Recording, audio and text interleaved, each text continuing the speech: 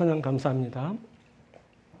예수의 불, 성령의 불, 내 마음속의 어둠을 불어내서 자유와 소망이라 그랬나? 기쁨이라 그랬나? 하여튼 넘치게 해주시는 귀한 은혜를 찬양했습니다. 하나님 영광 받으시고 가사대로 우리 가운데 있는 어둠이 다 물러나고 예수의 불, 성령의 불이 우리 가운데 활활 타올라서 우리 가운데 기쁨도 있고 소망도 있고 평안도 있게 될 줄 믿습니다.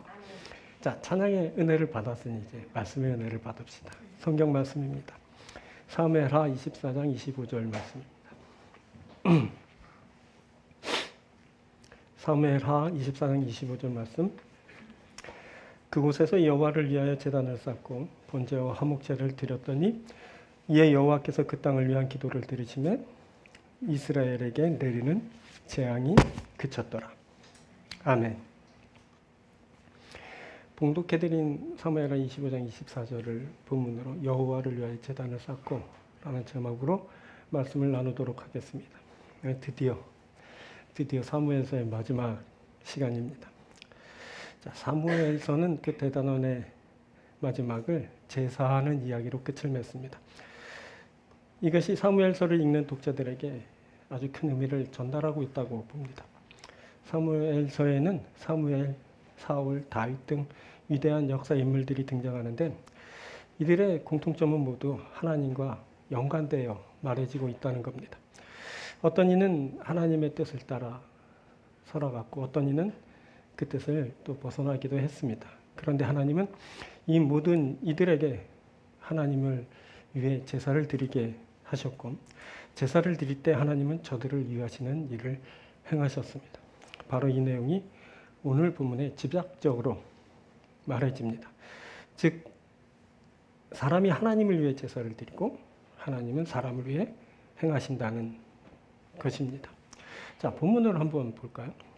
그곳에서 여호와를 위해 제단을 쌓고 번제와 화목제를 드렸더니 이에 여호와께서 그 땅을 위한 기도를 들으심에 이스라엘에게 내리는 재앙이 그쳤더라. 이것을 우리가 세 문장으로 나누어 볼 수 있습니다. 여호와를 위해 제단을 쌓고 번제와 화목제를 드렸더니 그리고 이에 여호와께서 그 땅을 위한 기도를 들으심에 또 마지막 이스라엘에게 내리는 재앙이 그쳤더라. 즉 제사를 드렸습니다. 기도를 들으셨습니다. 재앙이 그치게 되었습니다. 이 내용입니다. 사람이 하나님을 위해 제사를 드리면 하나님이 저들을 위하시는 일을 행하신다라는 말씀입니다. 자, 지난 시간에 예배를 드릴 때 값으로 드려야 한다라는 것을 살폈었습니다. 예배를 드릴 때 드리는 값은 마음이고 사랑이라는 것을 알게 되었죠. 마음을 쏟고 온전한 사랑으로 드릴 때 하나님이 그 예배를 받으십니다. 그 받으시는 예배의 시간에 하나님도 마음과 사랑으로 함께 하십니다. 그곳에서 하나님의 마음과 우리의 마음이, 하나님의 사랑과 우리의 사랑이 만나게 되는 일이 있게 됩니다. 이제 훼손된 신뢰가 회복되고 깨어진 관계가 이어지게 됩니다. 자, 그리고 그 다음으로 이어지는 말씀이 오늘 본문의 말씀인데 그곳에 어떤 일이 있게 되는지, 어떤 결과가 이제 있게 되는지 그것을 함께 살피도록 하겠습니다. 오늘은 두 부분으로 여러분들에게 말씀드립니다. 첫 번째는 예배의 목적입니다. 이것은 우리의 존재의 목적을 말하는 것이기도 합니다. 그리고 이것은 우리가 행할 사명의 궁극적인 목적이기도 합니다. 그것은 위해야 할 것을 위하는 것입니다. 자, 본문을 다시 한번 봅니다. 그곳에서 여호와를 위하여 제단을 쌓고 번제와 화목제를 드렸더니 이에 여호와께서 그 땅을 위한 기도를 들으시매 이스라엘에게 내린 재앙이 그쳤더라. 오늘 보면 위하다라는 말이 두 번 나옵니다. 여호와를 위하여 제단을 쌓고 번제와 화목제를 드렸더니 이에 여호와께서 그 땅을 위한 기도를 들으시매. 자, 위하여 제단을 쌓고 그 위한 기도를 들으셨다라고 말합니다. 근데 여기 위하다라는 이 말은 가치를 말하는 겁니다. 앞서 잠시 언급했지만 예배를 드릴 땐 값으로 드리게 됩니다. 바로 전절 24절에선 다윗이 이렇게 말했습니다. 내가 값을 주고 내게서 살리라. 값 없이는 내 하나님 여호와께 번제를 드리지 아니하리라. 값을 주고 내게서 살 거야. 값 없이는 내가 예배를 드리지 않을 거야. 다윗이 그렇게 말했습니다. 여기서 값을 주고 사고 값없이 드리지 않겠다고 하는 값, 이것은 가치인데 그 가치를 오늘 본문에선 위하다라는 말로 단적으로 드러내고 있습니다. 위하는 일이 있게 될 때 그곳에 가치가 형성되는 겁니다. 자, 예배는 마음이 모이는 곳입니다. 하나님의 마음이, 우리의 마음이 예배에 담기게 됩니다. 그때 그 마음은 가치를 말하는 겁니다. 마음이 있는 곳에 우리의 소중한 것이 있습니다. 그래서 값진 예배가 드려지게 되는 겁니다. 자, 그것이 바로 위하다라는 표현으로 이제 드러난 겁니다. 위하는 일이 곧 소중한 가치 있는 일입니다. 사람이 야훼 하나님을 위하여 제단을 쌓을 때 그것이 가치 있게 됩니다. 또 야훼께서 그 땅을 위하여 기도를 들으실 때 그것이 가치 있게 됩니다. 위할 때 가치 있게 되는 겁니다. 이렇게 마음이 모아지고 그 마음이 행동으로 드러나면서 이제 가치가 형성되는 겁니다. 위하는 일이 가치를 발생시키죠. 자, 이 위하는 것은 예배의 목적을 알려줍니다. 예배는 야훼 하나님을 위하는 겁니다. 그때 다윗이 야훼를 위하여 제단을 쌓았습니다. 바로 이것이 제사, 즉 예배입니다. 예배는 야훼 하나님을 위하여 드리는 겁니다. 바로 이것 야훼 하나님을 위하는 것, 바로 이것이 예배의 목적인 겁니다.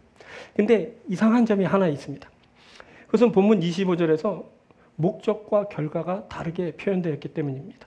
여호와를 위하여 제단을 쌓고 번제와 화목제를 드렸더니 이에 여호와께서 그 땅을 위한 기도를 드리시매. 자, 다윗은 야훼를 위하여 제단을 쌓고 번제와 화목제를 드렸습니다. 그런데 야훼께서는 그 땅을 위한 기도를 들으셨다고 합니다. 이상하지 않습니까? 좀 이상하지 않나요? 다윗이 야훼를 위하여 제단을 쌓고 번제와 화목제를 드렸다면 받으시는 야훼께서는 자신을 위한 기도를 들으셨다고 해야 됩니다. 그런데 야훼께서는 그 땅을 위한 기도를 들으셨답니다. 이상하죠? 이상합니다. 이게 무슨 말일까요?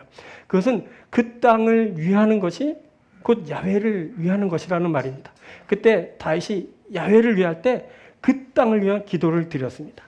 자, 그 땅은 뭐냐면 야훼가 통치하는 야훼에 속한 그런 땅입니다. 그 땅은 에레츠라는 그런 단어인데 기본적으로 영토, 대지, 지구를 말합니다. 태초에 하나님이 천지를 창조하신 천지 중 지를 말합니다. 이 땅은 하나님의 명령, 즉 하나님의 말씀으로 창조되었고 그래서 하나님의 주권 아래 있는 것입니다. 땅은 전적으로 야훼 하나님의 지배 아래 놓이게 되었고 다윗이 시편에서 고백한 것처럼 야훼의 것입니다. 그리고 또 시편 47편에서 말하듯이 야훼는 온 땅의 왕이십니다. 그런 겁니다. 그 땅은 야훼께서 말씀으로 창조하셨고 다스리는 땅. 그래서 야훼 하나님의 것입니다. 그래서 그 땅을 위하게 되면 바로 야훼 하나님을 위하는 것이 된다라는 이론이 성립하게 되는 겁니다. 그리고 그 땅은 나라, 특별히 이스라엘을 이제 말합니다. 그 땅은 과거에 하나님이 아브람과 언약을 맺고 그의 후손에게 주신 땅이고 다윗의 때에 그 땅 위에 비로소 그 언약이 실현되었습니다. 그 땅은 야훼께서 주셨고 야훼께서 통치하시는 아주 신성한 땅입니다. 성서에서 이 땅은 열방과 구별되며 하나님께 속하여 하나님의 임재와 역사가 이루어지는 거룩한 땅으로 말해집니다. 그런 겁니다. 구별된 아주 신성하고 거룩한 땅. 하나님이 약속하시고 하나님이 주시고 하나님이 다스리시는 그 땅. 바로 다윗이 지금 그것을 위해 기도하는 그 이스라엘 영토 그것을 말하는 겁니다. 그리고 또 하나 알고 보면 그 나라뿐만 아니라 그 백성을 위하는 것도 야훼 하나님을 위하는 것이 됩니다. 그 백성 또한 하나님이 지으셨고 구속하셨고 부르셨기 때문입니다. 자, 이사야서 43장 1절에는 이렇게 말해요. 야곱아 너를 창조하신 여호와께서 지금 말씀하시니라 이스라엘 너를 지으신 이가 말씀하시니라 너는 두려워하지 말라 내가 너를 구속하였고 내가 너를 지명하여 불렀나니 너는 내 것이라. 너는 내 것이라 하셨어요. 그것은 주께서 구속하셨고 불렀기 때문에 그렇습니다. 그리고 무엇보다 하나님이 지으신 것이기 때문에 바로 백성이 하나님의 것이라는 겁니다. 결국 야훼 하나님을 위하는 것은 뭐냐면 야훼께 속한 것을 위하는 것인데 그 땅으로 볼 수 있는 그 나라 그리고 나가선 그 백성을 위하는 것이 곧 야훼 하나님을 위하는 것이 되는 겁니다. 그래서 다윗은 야훼 하나님을 위한 제사를 드릴 때 그 땅을 위한 기도를 드렸습니다. 그 나라와 그 백성을 위한 기도를 드리게 된 겁니다. 그런데 얼마 전까지 사실 다윗은 그 땅을 위하지 못했습니다. 그 나라를 위하지 못했고 백성을 위하지 못했습니다. 그때 그는 자신에게 도취되어 가지고 자기를 중심으로 한 그 우상을 세우고 자신을 높이고 자랑하는 일에만 열중하였습니다. 이것이 문제가 되었습니다. 하나님이 이것을 문제 삼으셨고 이것이 하나님 앞에 문제가 되었을 때 그 땅에 재앙이 임하게 되었습니다. 무려 7만 명이나 되는 백성들이 전염병으로 목숨을 잃게 되었습니다. 이렇게 왕이 자신에게 심취되어 백성을 위하지 못할 때 이런 창극이 발생하게 됩니다. 다윗은 이제 이 재앙의 원인을 알고 그 문제를 바로 잡아야 됩니다. 이제 그가 다시 하나님을 위해야 됩니다. 이제 그가 그 땅, 즉 그 나라와 백성을 위해야 하는 겁니다. 그래서 그가 무엇을 했냐면 제사를 드리면서 그 땅을 위한 기도를 하게 되었습니다. 그가 하나님을 위해 제단을 쌓고 제사를 드릴 때 그 땅을 위한 기도를 했습니다. 그 나라와 백성들을 위해 기도한 겁니다. 자, 왕은 그 땅을 위해 존재합니다. 그 나라와 백성을 위할 때만 그가 왕입니다. 바로 여기서 존재의 회복이 일어나게 됩니다. 이 존재의 회복은 그가 위해야 할 것을 위할 때 있게 됩니다. 하나님을 위해야 됩니다. 하나님을 위할 때 그 나라와 그 백성을 위해야 됩니다. 그럴 때 그의 존재가 다시 회복됩니다. 왕권이 다시 회복되고 이제 다시 왕다운 왕이 되는 겁니다. 그리고 이것은 사명이기도 합니다. 왕이 나라와 백성을 위하지 못하고 자기에게 심취되어 자신을 위하면서 자기를 높이고 사역을 구하면서 그 땅에 재앙이 임하게 됩니다. 이제 사명을 회복해야 됩니다. 그래야 그 땅이 회복됩니다. 나라와 백성이 그렇게 회복되는 겁니다. 여러분, 성경에서 우리를 왕같은 제사장이라 하였습니다. 우리가 택하신 족속이요 왕같은 제사장들이요 거룩한 나라요 그의 소유가 된 백성입니다. 그런데 우리가 위해야 할 것을 위할 때 그때 우리가 택하신 족속이요 왕같은 제사장들이요 거룩한 나라요 그의 소유가 된 백성입니다. 만일 위해야 할 것을 위하지 못할 때 우리들은 다 이 타이틀을 잃게 되는 겁니다. 왕같은 제사장이라 했는데 우리가 지금 왕같은 제사장의 모습을 하고 있지 못하다면 우리가 과연 무엇을 위해 살고 있는가를 살펴야 됩니다. 그래서 오늘 말씀을 따라 하나님을 위해야 됩니다. 그리고 하나님께 속한 것을 위해야 됩니다. 그 나라와 그 백성을 위해야 됩니다. 내게 맡겨주신 그 소중한 사람들을 위해야 됩니다. 내게 맡겨주신 그 사명을 위해야 됩니다. 그 밖에 하나님의 뜻을 위해야 됩니다. 그럴 때 우리의 존재가 회복되고 그럴 때 우리의 사명이 회복되고 그러면서 우리에게 일게 되는 그 모든 어려움과 그 모든 질병과 모든 고통이 다 사라지게 되는 것을 보게 될 겁니다. 이제 우리가 하나님을 위하는 예배를 드리고 그 예배를 드릴 때 그 땅을 위한 기도를 드리는 겁니다. 그때 예배는 물론 존재와 사명의 회복이 있게 되는 겁니다. 이 위하는 일이 여러분들에게 있게 되길 바랍니다. 그래서 여러분들이 그 위하는 예배를 드리고 이 땅을 위한 그리고 이 백성을 위한 그리고 및 내게 주신 소중한 그 사명을 위한 기도를 드릴 때 하나님께서 회복의 역사를 써주시고 회복의 역사를 써주실 때 예배가 회복되고 내가 거룩한 존재라는 그 존재의 회복이 일어나게 되고 그리고 온전한 사명이 회복되는 역사가 있게 될 줄 믿습니다. 이 회복이 사랑하는 여러분들과 함께하게 되길 바랍니다. 다음으로 살필 것은 예배의 결과입니다. 이것은 예배의 목적인 위하는 것을 행할 때 주어지게 되는 것을 말합니다. 자, 예배의 목적을 분명히 하면 그 결과가 자연스럽게 우리 가운데 주어지게 됩니다. 자, 예배의 목적을 뭐라 그랬죠?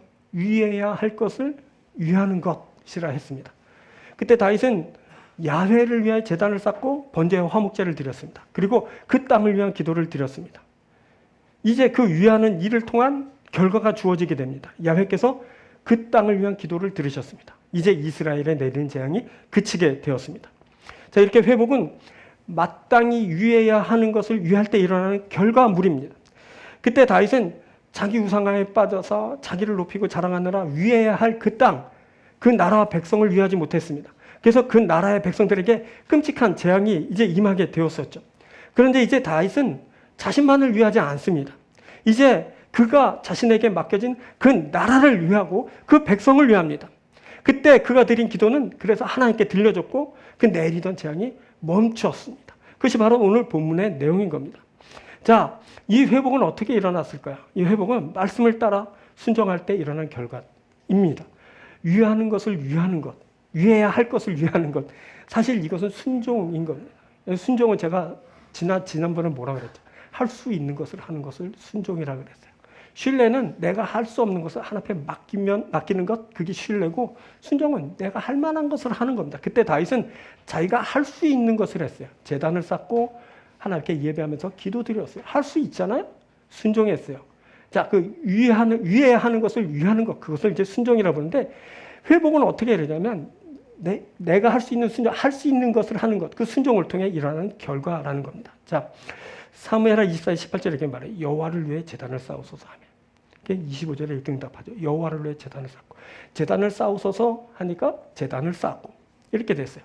선지자 갓이 왕 다윗에게 아라우나의 타작 마당으로 올라가서 야훼를 위해 제단을 쌓으라고 하자 다윗이 곧 그리 올라가서 값을 주고 모든 것을 사면서 이제 제단을 쌓고 예배를 드렸습니다. 순종입니다. 순종의 결과는 정말 대단했습니다. 재앙이 그치게 된 겁니다. 이렇게 간단할 줄 알았다면, 근데 사실 이렇게 간단한 것을 사람들은 잘 하지 못합니다. 할 수 있는 일인데도 불구하고 하지 못합니다.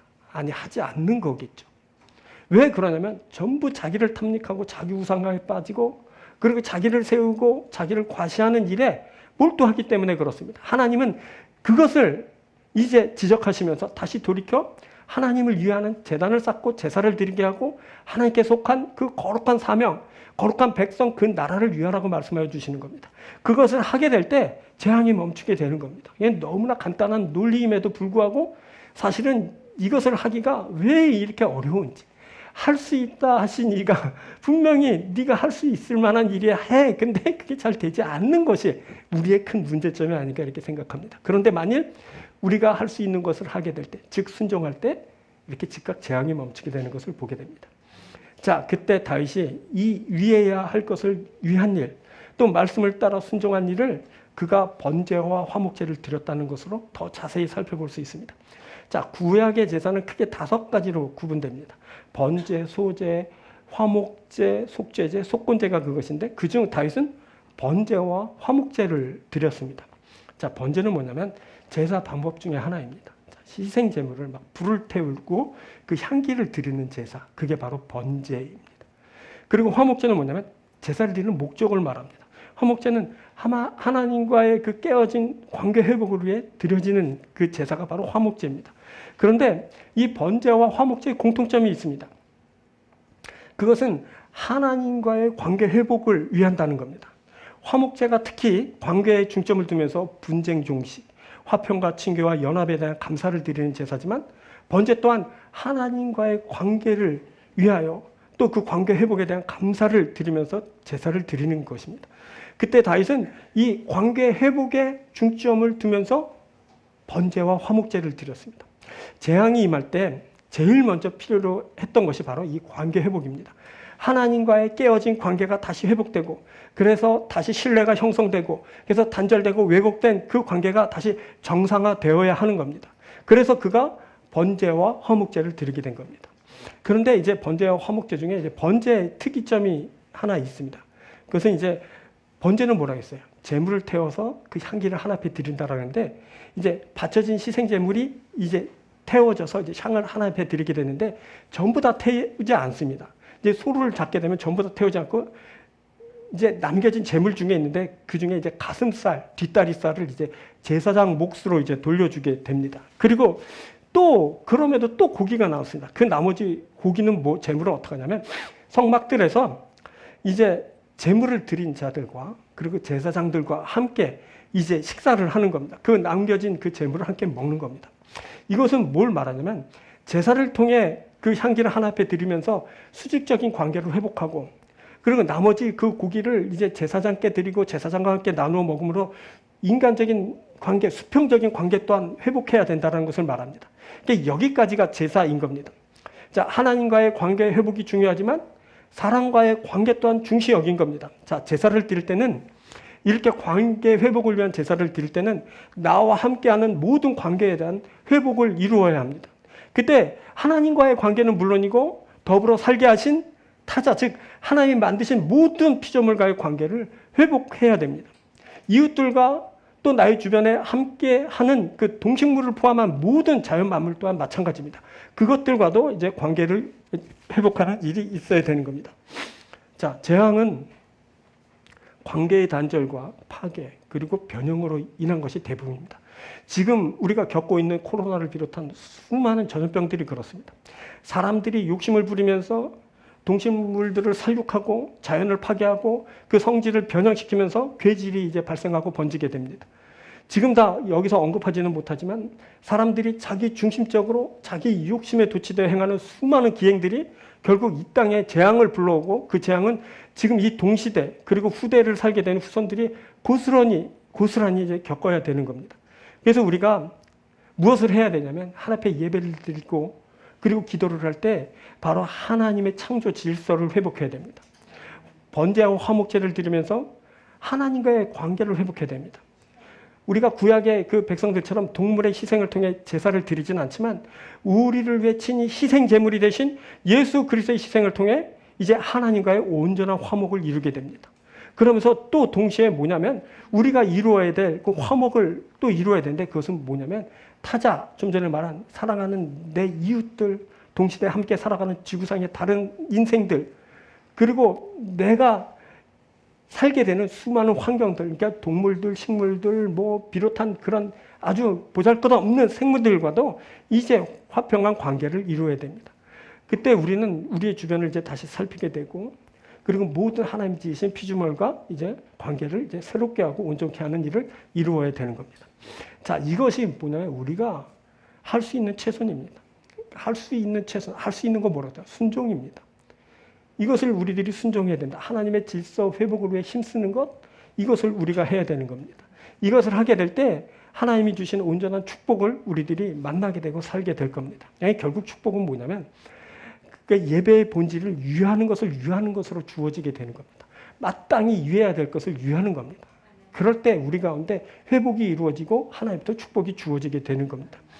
자, 위한다는 것은 뭘까요? 내가 누군가를 또한 무언가를 위한다는 것은 내가 그들과 만나고 교류한다는 것을 뜻합니다. 이것은 내가 밖으로 열려 있다는 것을 뜻합니다. 그래서 이것은 단절을 그리고 그로 인한 문제를 해결하는 단초가 될 수 있습니다. 그리고 잘못된 많은 관계를 다시 살펴볼 수 있는 계기가 되기도 합니다. 자, 회복이 또 치유가 바로 이 위하는 것으로부터 시작되게 됩니다. 그리고 무엇보다 축복이 이 통로를 통해 이제 내게 임하게 됩니다. 자, 반면 이 위하는 것이 자신을 향해 있거나 자신에게만으로 제한되어 있다면 단절을 그리고 단절의 결과를 그대로 만나고 그것을 살아야 되는 겁니다. 여기에 뭐 회복이나 치유 그리고 축복은 없습니다. 회복, 치유, 축복은 모두 밖에서부터 주어지는 것이기 때문에 그렇습니다. 그래서 우리가 회복과 치유와 축복을 원한다면 먼저 위하는 것을 선행해야 됩니다. 내가 만일 그 누군가를 위할 수 있다면 그때부터 그 통로를 통해 밖에서 임하는 것들을 만나기 시작하게 되는 겁니다. 그러다가 결국 그렇게 원하는 회복을 이루고 치유를 만나고 그리고 축복을 만나게 되는 겁니다. 자, 이 위하는 것에는 기본적으로 어떤 염원이 담겨 있냐면 함께라는 염원이 담겨 있습니다. 내가 누구를 위한다는 것은 그와 함께 하고 싶다는 표현입니다. 내가 누군가를 위하면 그와 함께 하게 됩니다. 그리고 나아가서는 그로부터 오는 그 어떤 것을 만나게 됩니다. 그리고 원한다면 그것을 이제 누리게 되겠죠. 이것이 내게 회복과 치유 그리고 축복이 있게 하는 그런 비결인 겁니다. 내가 회복을 이루고 치유받으며 축복을 누리기 원한다면 무조건 조건 없이 무조건 그 누구 혹은 그 무엇을 위하는 일이 먼저 선행돼야 됩니다. 그럴 때 그 모든 것이 내게 오는 그런 결과를 만나게 될 겁니다. 자, 우리 엄마 얘기입니다. 우리 엄마 아시나요 혹시? 제가 어렸을 때 그때는 리어카를 가지고 리어카에 물건을 싣고 다니면서 장사하는 사람들이 꽤 많았습니다. 그중 이제 생선 장사가 이제 우리 동네에 자주 오곤 했는데 어느 날 이제 학교 다녀오다가 어머니가 그 사람에게 생선을 사는 것을 보게 됐습니다. 자, 생선 장수가 생선을 주는데 어머니가 이렇게 말씀하시는 겁니다. 손해 보시면서 이렇게 많이 주면 어떡해요? 깜짝 놀랐습니다. 제가 보니까 그렇게 많이 주는 것 같지도 않던데 우리 엄마 정말 이상해. 딴 아줌마들은 하나 더 달라고 막 깎아달라고 막 그런데 우리 엄마는 손해보면서 팔지 말라 그러는 겁니다. 막 한사코 사용하면서. 정말 이상한 겁니다. 근데 더 이상한 것은 그 다음에 벌어져요. 그렇게 말씀하시자 그 생선 장사 뭐라 그러냐면 갑자기 옆에 있는 거 덤으로 막 더 주면서 이렇게 죽어도 많이 남아요, 아주머니. 그러면서 주는 겁니다. 이렇게 이걸 옆에서 보자니 정말 두 사람 다 이상한 겁니다. 한 사람은 더 달라 그러지 말고 한 사람은 더 주겠다 그러고 정말 이상했습니다. 그 후에도 이런 일이 종종 있었습니다. 그러면 생선 장사뿐만 아니라 뭐 채소 장사, 무슨 과일 장사 다 그랬습니다. 그래서 근데 언젠가는 이제 그 생선 장사가 이제 장사를 더 이상 안 하게 되었다고 어머니한테 일부러 인사를 왔습니다. 그 사람을 뭐라면 그렇게 퍼줬는데 돈 벌었다고. 그래서 이제 가게 마련해서 리어카 안 끌고 다녀도 장사하게 됐다고. 그렇게 말하면서 어머니한테 인사하러 오게 된 겁니다. 보니 그렇게 손해를 보는 것 같이 행동을 한 것 같은데 손해나 이익이냐를 떠나서 서로 소통하고 위하면서 그것으로 기뻐했던 것 같습니다. 상대를 위하고 그것으로 만족한 이 두 사람은 분명 남을 위할 수 있는, 그래서 서로에게 축복의 통로가 되어진 그런 사람들이면 틀림이 없습니다. 소소한 물건을 사고 팔더라도 그것을 그 이상으로 연결진, 그래서 피차간의 기쁨과 행복한 느낌을 갖게 하는 아주 관계의 달인들입니다. 이런 사람들에게서 외부로부터 기쁨이 있게 됩니다. 뿐만 아니라 외부로부터의 풍성함이 임하게 되는 겁니다. 그것은 위하는 일을 통해 외부로부터 오는 통로의 확장성이 그렇게 있게 되고 그것을 통해 축복이 임하게 되기 때문입니다. 그런 겁니다. 여러분, 내가 위할 때 정말 거짓말처럼 회복이 있게 되고 거기에 치유가 있게 되고 거기에 축복이 임하게 됩니다. 내가 위할 때 그 모든 통로가 활짝 열리기 때문에 그렇습니다. 여러분, 회복의 통로가 열리고 치유의 통로가 열리고 그 축복의 통로가 그렇게 열리는 겁니다. 나만을 향하고 있고 나만을 위하게 될 때 절대 그 통로가 열리지는 않습니다. 그냥 나는 내가 수고한 만큼 살아야 되고 내가 애쓴 만큼 살아야 됩니다. 근데 내가 그 모든 문을 활짝 열고 누구를 위할 때는 나를 통해 너에게 가는 것뿐만 아니라 너를 통해 나에게 오는 곳이 있게 되는 겁니다. 바로 거기에 뭐가 있냐면 회복이 있는 겁니다. 거기에 치유가 있는 겁니다. 거기에 예배가 있는 겁니다. 여러분, 우리가 문을 활짝 열고 지금 하나님을 향합니다. 하나님을 위하는 예배를 드립니다. 그럼 하나님이 그래 내가 잘 먹고 잘 받았다 꿀꺽 하실 분입니까? 아닙니다. 더 좋은 것을 우리에게 베풀어 주시는 겁니다. 그런 겁니다. 우리가 열고 그 문을 통해서 하나님을 향해서 감사의 제사를 드릴 때 하나님께서는 그 모든 것을 우리에게 되돌려 주실 때 거기에 회복의 역사가 일어나는 겁니다. 치유의 역사가 일어나는 겁니다. 축복의 역사가 일어나게 되는 거예요. 그런 겁니다. 자, 모든 것을 극복하고 회복하는 길은 뭐라고요? 위하여 사는 것입니다. 위하여 살게 되면 그 속성상 그것이 열린 것이기 때문에 내 길이 열리고 특히 회복의 길이, 그 치유의 길이, 그 축복의 길이 열리게 되는 겁니다. 그래서 모든 것을 만나고 누리게 되는 겁니다. 자, 예수님이 7장에서 그러므로 누구든지 남에게 대접을 받고자 하는 대로 너희도 남을 대접하라. 이것이 율법이요 선지자니라 라고 하셨습니다. 자, 이 말은 하늘에 계신 너희 아버지께서 구하는 자에게 좋은 것으로 주시지 않겠느냐라고, 하늘 아버지가 좋은 것으로 주신다라는 것을 배경으로 하신 말씀인데 뭐냐면 남을 위하여 대접하는 이가 하늘 아버지로부터 좋은 것을 받게 될 것이라는 말씀입니다. 여러분, 받고 싶으면 줘야 됩니다. 유함을 받고 싶으면 위해야 됩니다. 이것이 뭐냐면 율법이요 선지자입니다. 여러분, 예배가 그런 겁니다. 예배는 지금 뭐예요? 우리가 드리고 있지만 하나님을 위하는 겁니다. 예배는 뭐냐면 그 땅, 그 나라, 그 백성을 위한 겁니다. 예배는 나를 포함한 하나님이 내게 허락한 모든 것을 위하는 겁니다.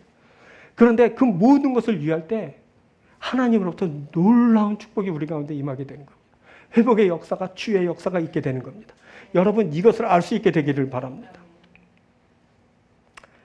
자기 우상화의 길을 걸으며 자신만을 위하던 왕 다윗이 야훼를 위해 제단을 쌓고 그 땅을 위한 기도를 드릴 때 그 땅에 재앙이 그쳤습니다. 이게 뭐냐면 아주 간단하지만 아주 중요한 원리입니다. 이게 우리 삶의 기본 원리가 되어야 됩니다.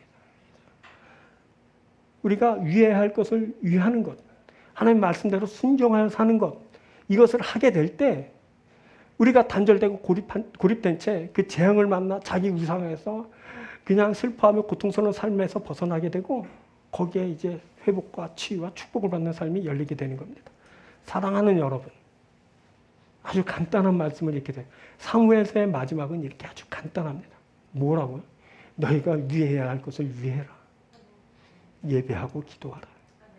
거기에는 뭐냐면 우리에게 주신 소중한 하나님, 소중한 내 사람들, 내 가족, 뭐 부모, 형제를 비롯해 자녀들, 내 사랑하는 교우들, 및 내가 소중하게 생각하는 그 사람들, 및 내가 환경을 이루고 살아가는 이 땅, 이 지구상의 모든 동식물들, 또 및 그 내가 모든 것을 만나고 교제하며 누리며 사는 그것들을 위해서 기도하고 함께하는 그런 삶이 되어야 된다는 걸 가르쳐 주신 겁니다.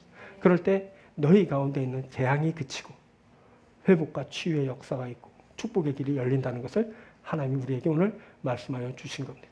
사랑하는 여러분, 하나님을 위하십시오. 여러분들에게 주신 그 소중한 사람들을 위하십시오.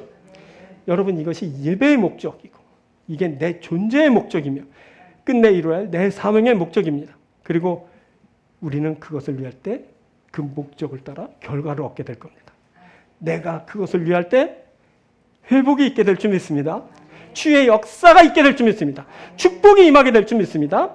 위하는 일을 하고 그 일의 결과로 회복과 치유와 축복을 받아 누리는 여러분들이 되시기를 주의 이름으로 축원드립니다. 기도하겠습니다.